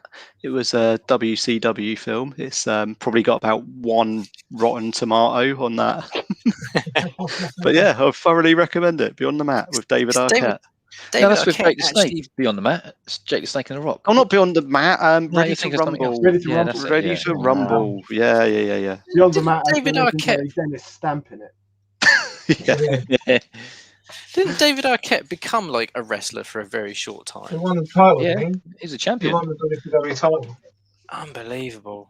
There was something in that bloke which just sort of went a bit quirky after a while. I think him and Courtney Cox split up, and he must have had some sort of breakdown. he sort of he went a bit odd. Didn't he wrestle Nick Cage, who's like one of the most hardcore wrestlers in the world? I'm sure David. Recently, like about a year ago or something. Oh yeah, and you just saw the state of him after. When he on what's that program? Beyond. Oh, was it? You're going to say Beyond the Mat as well now. So I've put it in everyone's head. Wrestling program. It's gone behind the scenes, or the dark side of wrestling. Didn't they do an episode on him? That Nick Cage. On Nick Cage, they did. Yeah. Oh, we're not talking about the same Nick Cage, are we? I'm thinking of Nicolas Cage, as in Nick Cage. You're thinking of somebody else, aren't you? I'm thinking, I know that guy is like absolutely out of his cake hole, but surely him and David Arquette because I kind of feel like I need to see that if that's an actual thing. Can we make that happen? Can we get that trending in some sort of way? I would love to see Nicolas Cage. I'd love to see Nicolas Cage wrestle. That would be something to see, I think. David Arquette. There you go. Let's make that happen. Wow. Absolutely. Let's get a Kickstarter going. I would donate handsomely to see that. I think that'd be hilarious. Rich, you know some promoters, so maybe you can have a word and we can put it on their show. Put it out there. Okay, so still being on your wrestling career, you've obviously wrestled some big names from around the world. So who would you say are the biggest names you've wrestled? I've seen a video you've wrestled Kip Sabian, who's a big star in AEW now. I don't know how you define necessarily a big name, but I wrestled people after they've been famous. I wrestled Matt Striker, who used to be, if you remember him. Yeah. Who's a big nerd. I've wrestled Pete Dunne loads of times. But yeah, Kip Sabian. Zach Knight is pretty well known now. Who's that? Who is big? Oh, Will Ospreay is probably the biggest, I guess. Will Ospreay used to wrestle in my garden all the time at my parents' house. Wow. He had his first ever match in front of a live audience in my parents' garden. That's incredible. 200 people. It was good. Wow, that's amazing. Do you think he'll ever jump to AEW or WWE, or do you think he's set in what he's doing in New Japan? And anything can happen in wrestling, so it can go either way. So I genuinely don't know. I tagged with Marty Scurll. He became a pretty big name, I think, as well. Yep. So yeah, I guess probably Marty Scurll and Will Ospreay are the biggest names I've worked with. Martin Stone. What's his name now? Was an NXT UK tag team. No, NXT tag team champion, I think, recently. I can't remember his WWE name, but I've wrestled a lot of current NXT UK crop. Sid Scala, I've wrestled a lot. But yeah, so a few, but I'd say Marty and Will are probably the biggest names I could think off the top of my head, and Pete Dunne. Yeah, no, that's some big names there, definitely. Pete Dunne was in the Royal Rumble, wasn't he, last year, I believe. But I don't follow NXT UK as much as I should do, just because I watch AEW. My daughter's 7, but she's really into Raw and SmackDown. I just can't fit any other wrestling in. It just takes up. I don't know if it still stands, but Pete Dunne held the record for holding the WWE title, the longest of any belt since Hogan. Oh wow, that's amazing. That's an interesting little stat. Yeah, definitely. I know Roman Reigns is on about 450 days at the moment, so maybe he might beat that at some point. But yeah, no, that is a really interesting, and someone from this country as well. So yeah, that's awesome. Okay, and you were on TNA UK Boot Camp. So how did that come about? Oh, that's another one I wrestled. I wrestled Rockstar Spud or Maverick when he was the X Division champion, the reigning X Division champion, and that came about. Literally, they were it was open auditions, or at least it was marketed as open auditions. So I applied for an open audition, got an email back saying come along, and then it was multiple round knockout phases. So the first qualification was promos. And I, from the London audition, I was the only person they put through to the next round.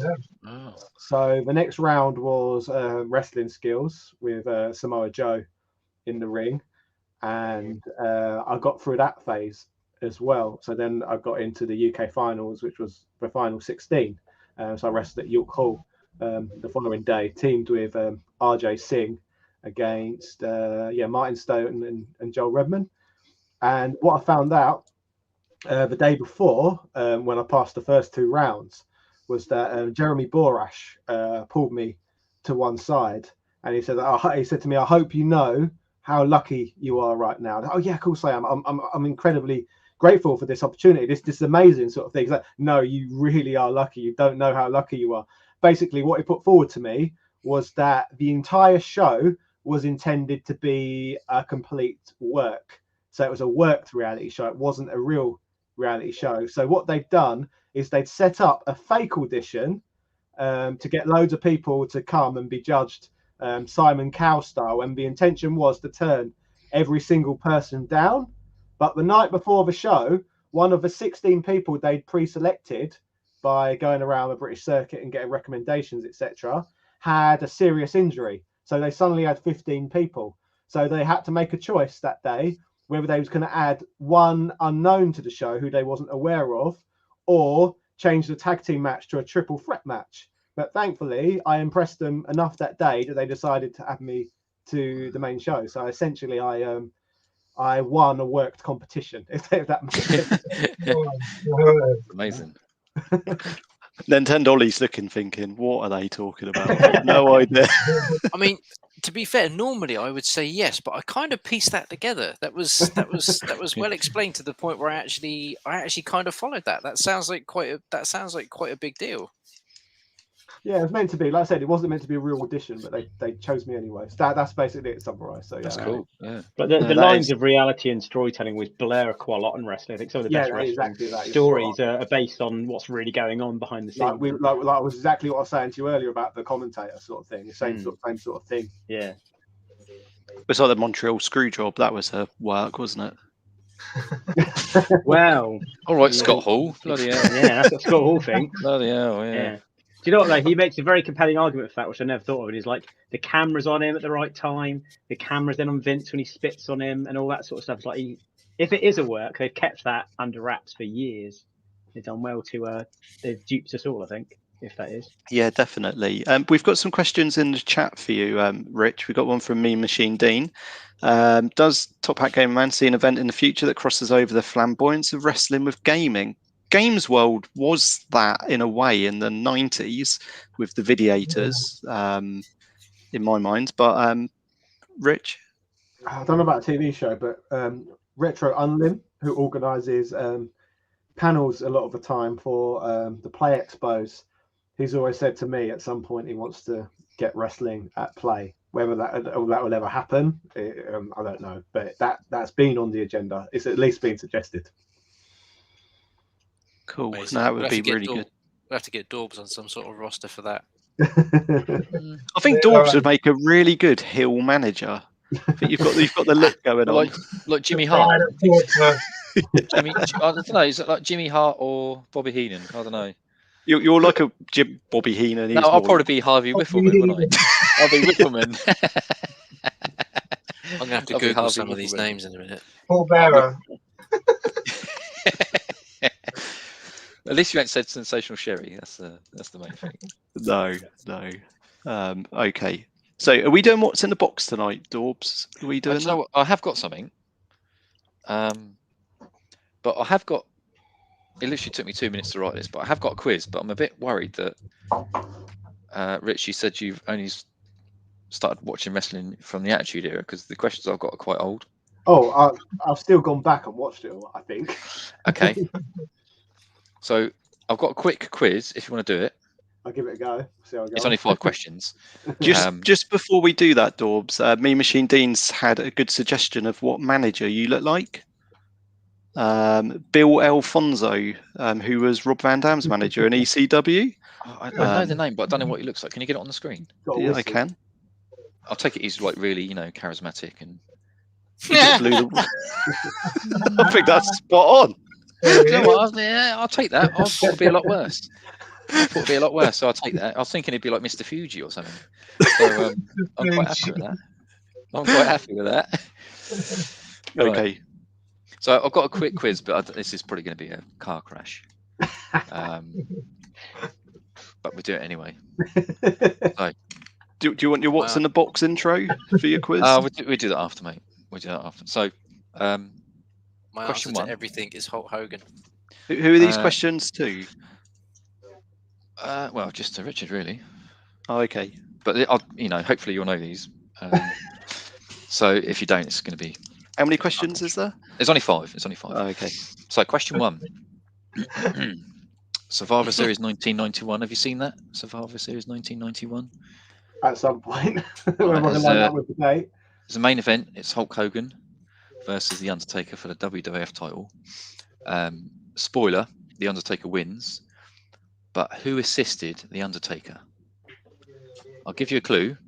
He was mentioned earlier, and he puts something in the ring. So who was that? Jake the Snake. No. Anyone else? Ryan will know. It was Ric Flair. Well done. Steel chair.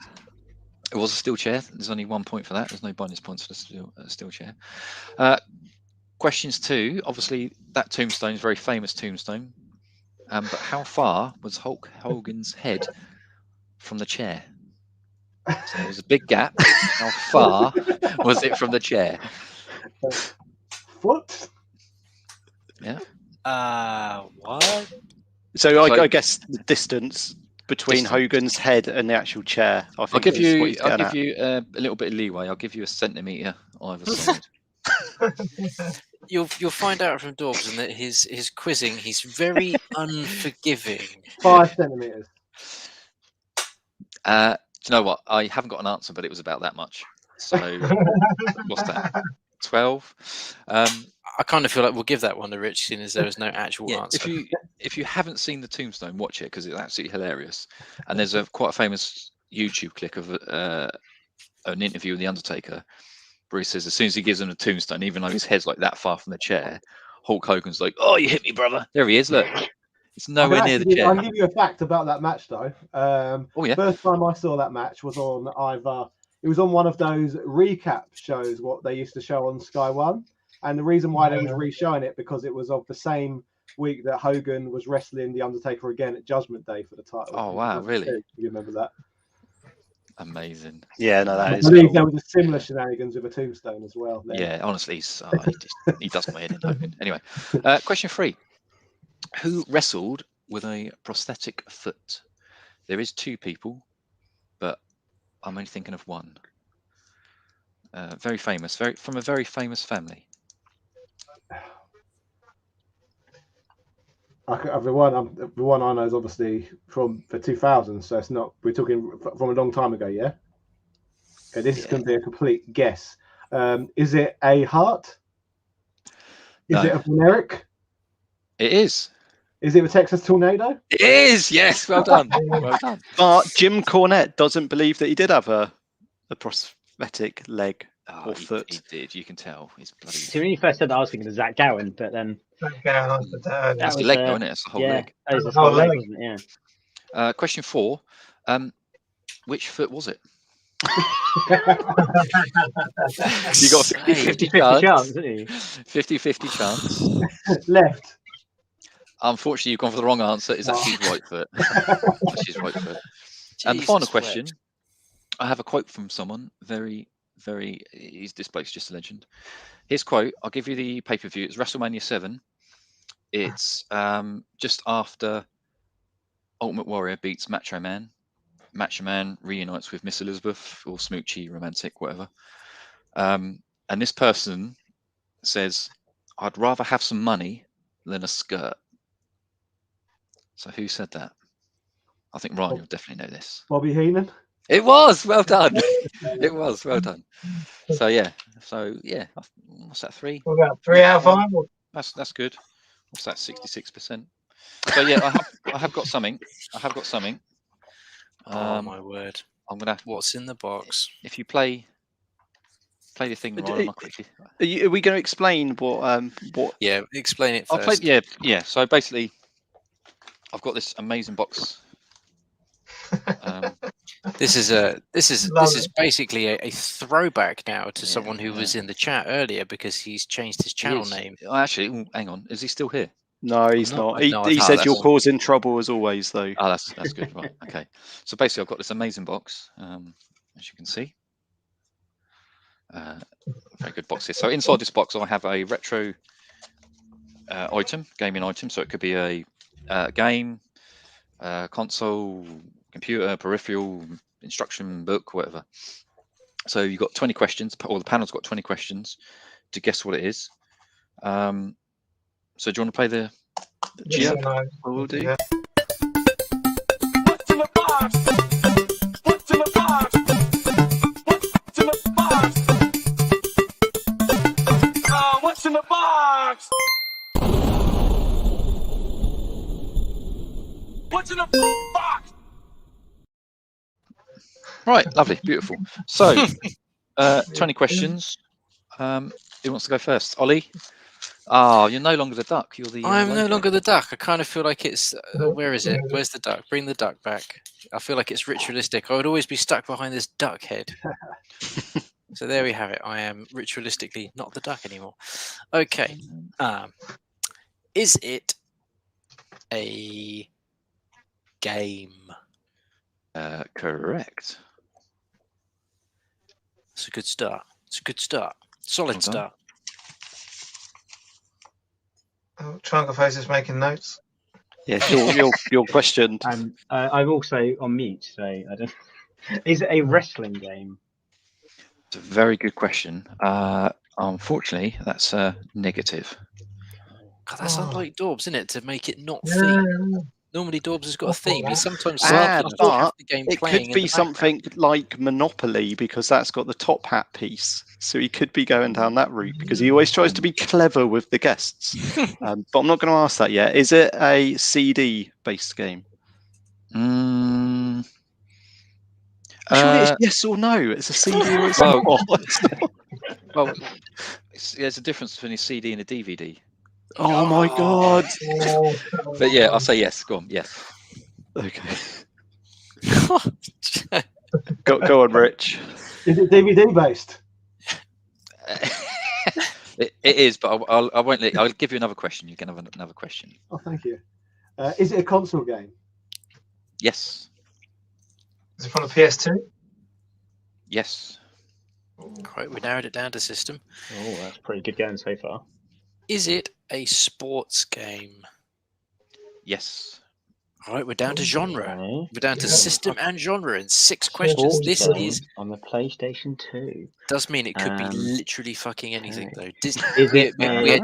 We had Britney's dance beat once. I don't know how we went. Don't forget he classed Paperboy as a sports game. So No, I didn't.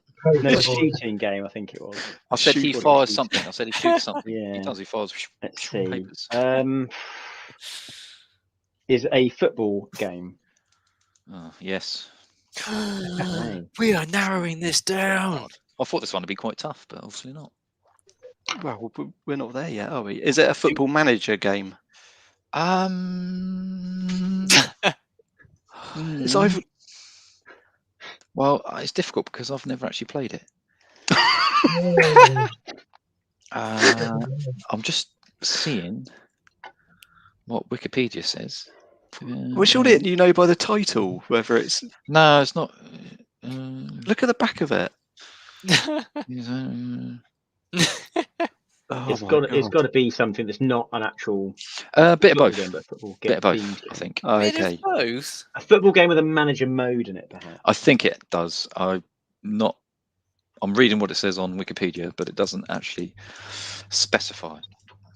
Okay, Rich.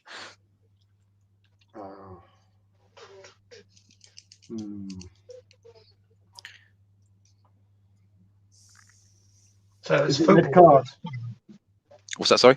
Is it red card? That's a very good question. No, it's not. Oh. Not Do we? football Are there, PSP. Yeah. It's not going to be like EA. It's not going to be any of the FIFAs. It's not going to be Pro Evo. Is that a question? Or... Was there one? Was it called Free Lives? That was on PlayStation 1. Don't waste your guess. it's getting serious now. It's getting serious now. Yeah, it is, isn't it? Ask if it's got a famous player on the cover. Yeah. Yeah, so got a famous player on the cover. Oh my god, this is going to be. I don't think. How do you define famous? No. I don't think he was a player. He's not. Oh, so it looks like a manager on the front then. Yeah, I don't think he was a famous player. I know it's Pro Evolution Soccer 3, Pierre Luigi Collina on the cover. Yeah. That's my guess. It's number no, 4. it's Number 4 had Thierry Henry, didn't it? Yes. Sorry, Nintendo Ollie, I've stole your guess, but go back to you. No, you're right. I mean, we're right into the thick of my, absolute peak of gaming understanding here. Football. I mean, Jesus fucking Christ! I only know Pro Evo and FIFA. How many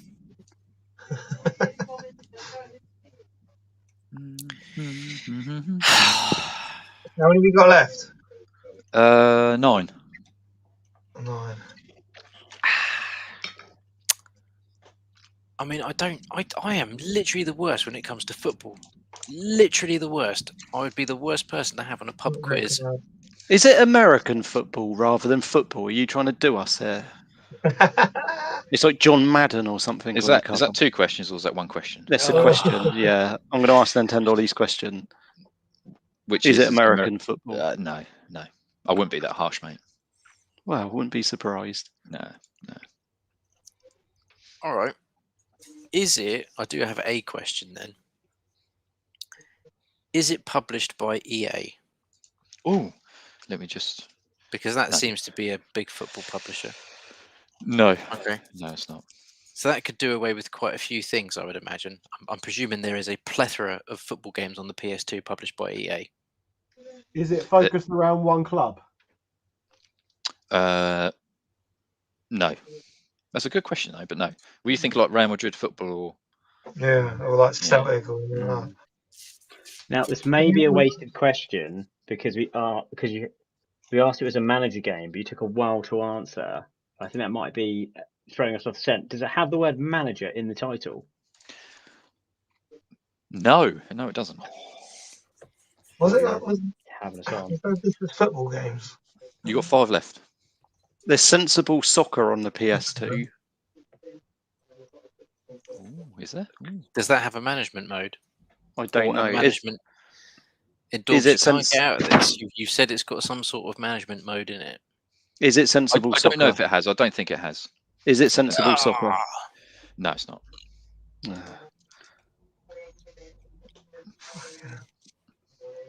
There's no suggestion. Anyone in the chat, throw something. I'm having a quick look at every one on the PS2. Yeah. What? You cheated? You cheated?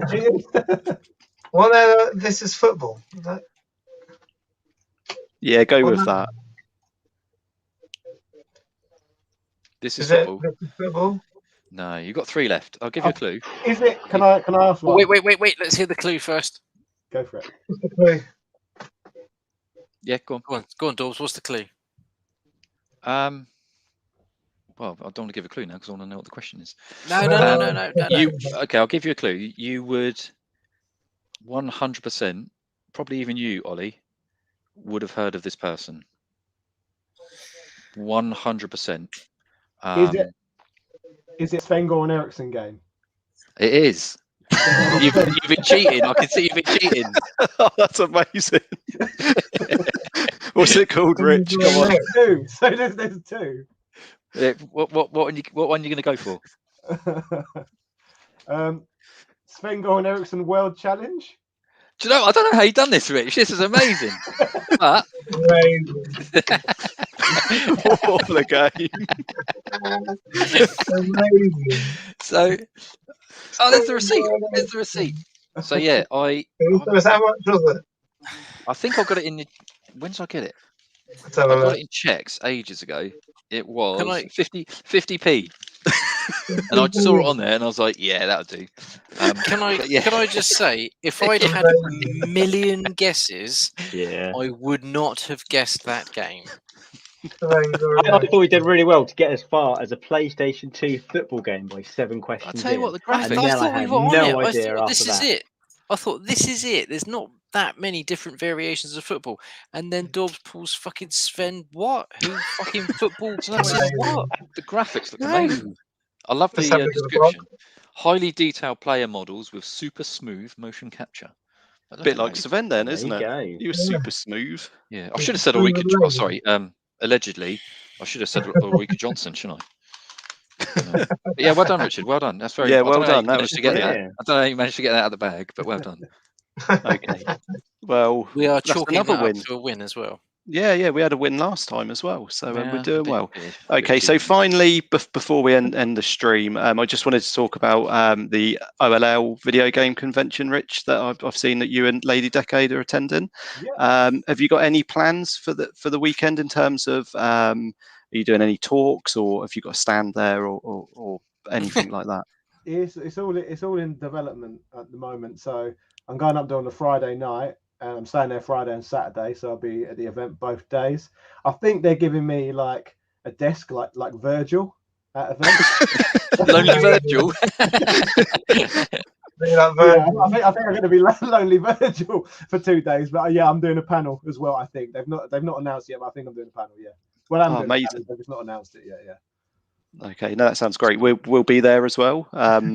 We haven't been invited on a panel or a desk, but we'll just be sort of wandering around. No. We turned down a desk, didn't we? We turned it down.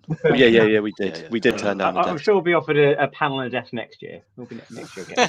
Oh yeah, of course. But yeah, that's something to look forward to. Tickets are on sale now at www.ollgames.co.uk. I could get a superstar of YouTube big banner made. Yes. I need to find the Virgil $1 Million picture Man now, on there as don't I? well. $1 Million Man. The only thing I've ever seen on $1 Million Man, my mate, he appeared at London Film and Comic Con, which I like to go to very much. And someone sent me like a YouTube link to when he was getting like the belt encrusted for something, and he just entered a room. And ever since then, it's been one of these things where if one of us enters my mate's living room, we just walk in and go, "I'm here, I'm here." Oh, he's a legend. So underrated. He's so good. Absolutely. Oh, there he is. There's Virgil. Lonely Virgil. There he is. You need to do it. You need to do it now. Wrestling superstar as well. Yeah, that would be great. And I'm sure lots of people will know what that is about. And yeah, I think that would be brilliant. I'll tell you what. I'll bring this along and you can sign it for me. Yeah. During lockdown, someone sent me a recorded 1-minute video from Sven-Goran Eriksson. They spent like £40 on it for him to record a personalised message for me. Wow, that's ridiculous. Yeah. So yeah, interesting Was that fact. just to like cheer you up or something? Or Yeah, he was just like, because me and my mate used to make him on the Sims video game for some random reason, and he said to me, "I want to thank you for making me on the Sims video game and for supporting me during my career." And yeah, very, very odd. But yeah, if you're friends with me on Facebook, search Sven-Goran Eriksson and you'll come across that video. Okay, I might even share it on Retro Gaming Revival Facebook page following this stream, so you can. I think you should, mate. I think you should see my video message from Sven-Goran Eriksson. Someone made me one years ago for a wrestling match from Boise, from Only Fools and Horses. Legend. Amazing. Rest in peace. Bless him. Hello, Richard. Me and Marlene love a good wrestle. I love John Chalice. Such a legend. Yeah. Definitely. Bless him. Definitely. Okay, we've got a couple of upcoming streams. I made some very short videos today, so I apologise for the quality of these. So next Wednesday, we have got.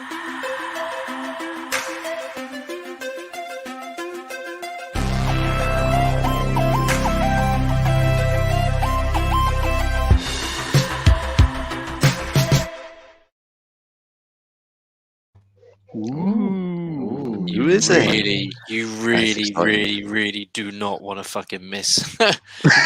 you really don't want to miss it. I can't upsell this stream enough. I can't wait. I'm so it's gonna be good. The excitement levels are like Ghostbusters Afterlife comes out tomorrow, and that is arguably one of my favorite. I mean, Ghostbusters is in my top 10 favorite movies of all time. It's fucking amazing, and my hype for that movie is here. But I think my hype for this coming on next week is just, I cannot quite believe that it's actually happening. It's just the most ludicrous thing that should ever happen. So yeah, tune in next week, even if just to see who the fuck it is. I can't quite believe that it's happening. Okay, and then next Thursday we have got on this channel.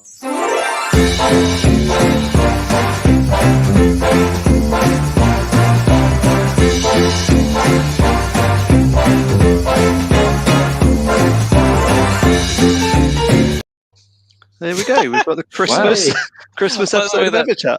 Amazing. I like the way that music just goes. Look. I did stop it because the music was starting to annoy me a little bit. It's not the best festive tune. So yeah, next week you can win a Evercade VS next Thursday on this channel. Excellent. So thanks to our kind friends at the Evercade non-official fans group, or fans group non-official, I need to get that right, who have kindly donated the prize, and I believe there's some Evercade cartridges that are going to be as a prize as well. So it's definitely a stream that you really don't want to miss. But before we go, I just want to thank Rich, Top Hat Gaming Man, for giving him his time this evening. It's been a real brilliant stream. Being a gaming fan, a wrestling fan, you're like my ideal guest. So thank you for coming on and spending the time with us. It's really, really appreciated. Have you got any upcoming streams you want to plug before you go? Streams? Not really. I just stream as and when I can, really. So or videos. I've got a video coming out on Thursday night covering the delisted WrestleFest mobile game. And on Sunday, I've got an episode coming out on Teenage Mutant Ninja Turtles Manhattan Missions, the 1991 PC game, what no one talks about anymore. Oh, your favourite. Yeah. I do like a bit of Ninja Turtles, but there's probably a reason no one talks about that game anymore. Okay, I look forward to that. Yeah, well, thank you everyone for joining us this evening, being in the chat. It's been a really fun evening, and don't forget to subscribe to our channel, hit that thumbs up button, and hit the bell to notify you even to our upcoming streams. So until next Wednesday, you don't want to miss it. We will see you then. So good night. Good night. Yeah.